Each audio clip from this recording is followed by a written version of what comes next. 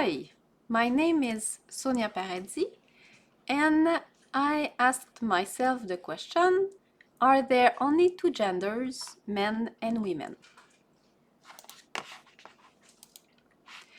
Recently, there are some politicians, including Pierre Poilievre, who said that they are not aware of more than two genders. So, in this presentation, I am going to show you a few examples only of cases where people are not clearly males or females. The first case here is the Klinefelter syndrome. People know that syndrome more commonly with the people who have the chromosomes XXY. That is the most common chromosomal disorder. That condition was identified in 1942 in a scientific paper that was published in the Journal of Clinical Endocrinology and Metabolism. I added a red symbol beside that reference because unfortunately this paper is not accessible to everybody in the sense that we need to be to pay the journal to be able to read the full article. The cause of that syndrome was identified into the 1950s. And it was in fact published in Nature with the title being a case of human intersexuality having a possible XXY sex determining mechanism. That article too, when I checked the reference, is not free. Okay, so personally I find it sad because this is information that I think should be available for everybody. So we see here the chromosomes, and you see at the end we have two X chromosomes, like a female, but there is also a Y. And as you know, males have the sexual chromosomes X and Y. So in this case, we have clearly somebody who is not a male and not a female. What is the prevalence of that syndrome? So we find approximately 1 person out of 500 people who look like men. In a population of 40 million inhabitants, it could affect approximately 40,000 people who look like males. The signs and symptoms may be subtle. Normally, the people are infertile or they have a reduced fertility.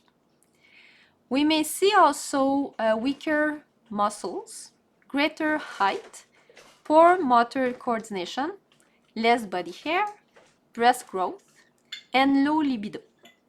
In the majority of those cases, the symptoms are noticed only at puberty. Okay, so here I am going to show you a second example where people are not clearly males or females. It is the androgen insensitivity syndrome.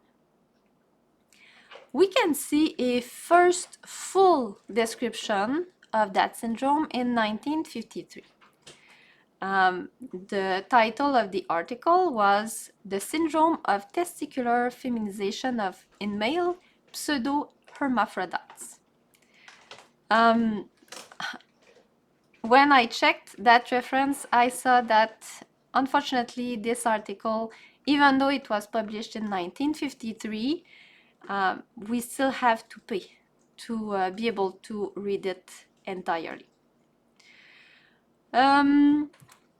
That syndrome is caused by mutations in the gene coding for the androgen receptor on the X chromosome. That syndrome may affect 1% out of 20 to 100,000 people who have the chromosome XY. So this means that in a population of 40 million of inhabitants, it could affect approximately, between 200 to 1,000 people who have the chromosomes XY. There are three categories of people who have androgen insensitivity syndrome. The insensitivity may be mild. In that case, the external genitalia are the ones of a typical male. The insensitivity may be partial. In that case, the external genitalia are partially masculinized.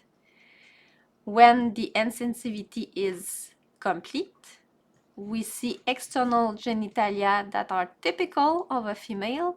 However, there is absence of uterus and ovaries. Here we have the Kigley scale. It was published in 1995 in the article entitled Androgen Receptor Defects, Historical, Clinical, and Molecular Perspectives. It was published in the journal Endocrine Reviews.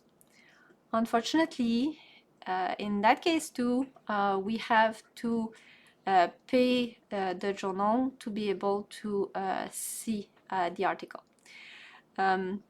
However, fortunately, we have people who have access to those articles, who made a summary in Wikipedia. And here you can see the different grades of the Kigley scale. When we have a grade 1, we can see fully masculinized genitalia, and we are in front of a mild androgen insensitivity syndrome. When the grades are between 2 and 5, we have a partial androgen insensitivity syndrome. And you can see that the genitalia are not clearly the genitalia of a male or a female. It is something in between. For the grades 6 and 7, we have external genitalia that are fully feminized. In that case, it is the complete androgen insensitivity syndrome. Here I found a document that was that is entitled Ambiguous Genitalia in the Newborn. Okay, so it is really genitalia that are not clearly male or female, that we see when the baby is born. So that document was written by two pediatricians, one in Switzerland and the other in Turkey. It was published in 2023. It describes in details the different cases of differences or disorders of sex development, including the androgen insensitivity syndrome. In that document, we can see the Kigley scale, but also the Prader scale, which looks like a lot the Quigley scale, but it goes in the reverse direction. That document is free and it is accessible to everybody.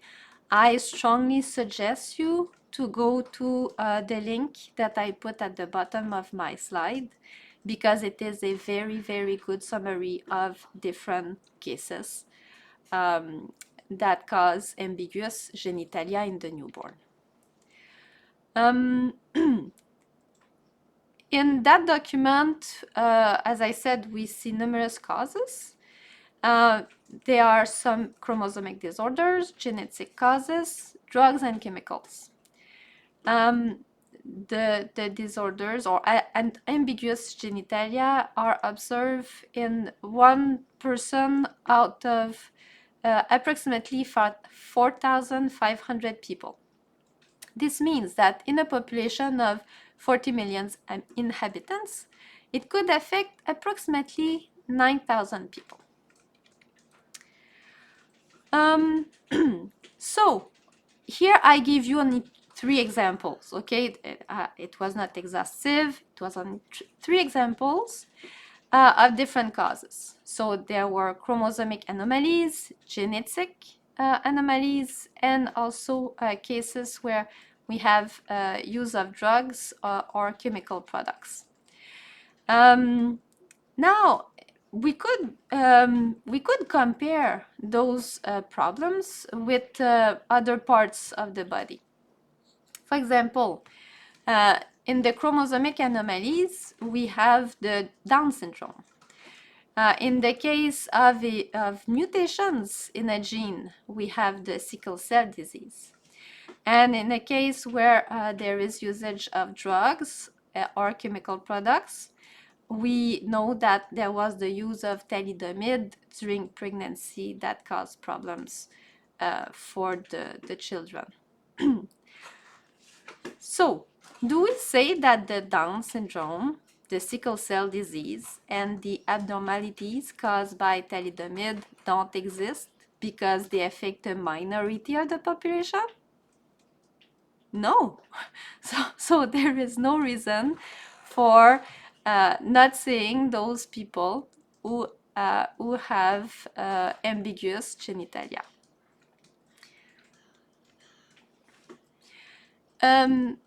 This brings me to a second topic. Recently, we saw that Pierre Poilievre wants to defend the CBC. During the French language leaders debate on Radio-Canada on April 16, I heard Pierre Poilievre saying that he would let Radio-Canada opened in order to support the French culture in Canada. But I heard also that, according to him, he thinks that there is already enough cultural offer in English from private channels justifying the closure of CBC. This is what I understood of what he said. On my side, I tried to compare Radio-Canada CBC and private channels. So in both cases, I found news and good news in some private channels. I found also investigative journalism, and I found also documentaries. However, I was not able to find the same offer of scientific current events shows. For example, in my case, since I was very young, with my parents, I would watch the show Découverte on Radio-Canada. Also, my mother, every week, she would listen to Les Années-Lumière on the radio. And sometimes I was there, so I listened the show too. My maternal grandfather was a dairy producer. And every week, he would watch La Semaine Verte on Radio-Canada to stay up to date with the newest discoveries in his field. Also, most recently, I discovered La Nature selon Boucard, which is very educative and funny at the same time.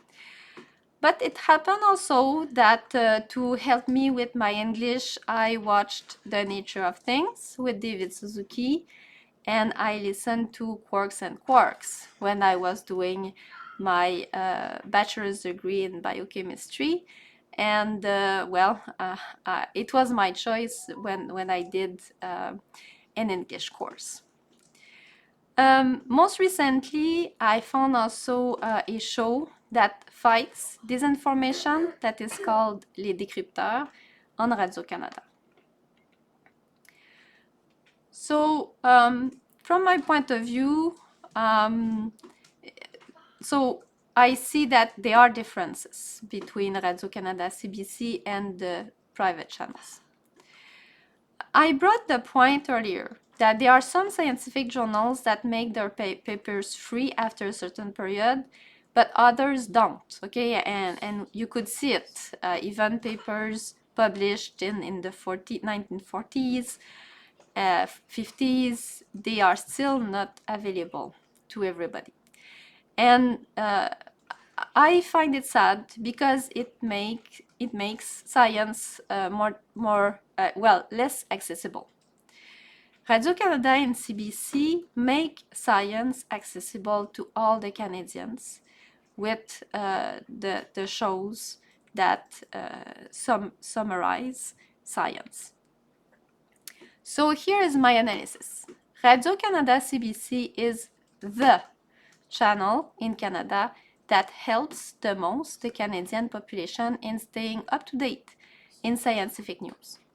A better informed population can better develop its critical faculties, be less easily manipulated by individuals who communicate wrongness, and also get along better, basing the discussions on facts. So I think that defunding CBC might harm the Canadian population. Now I am going to conclude coming back to my original question. Are there only two genders, men and women? The answer is no.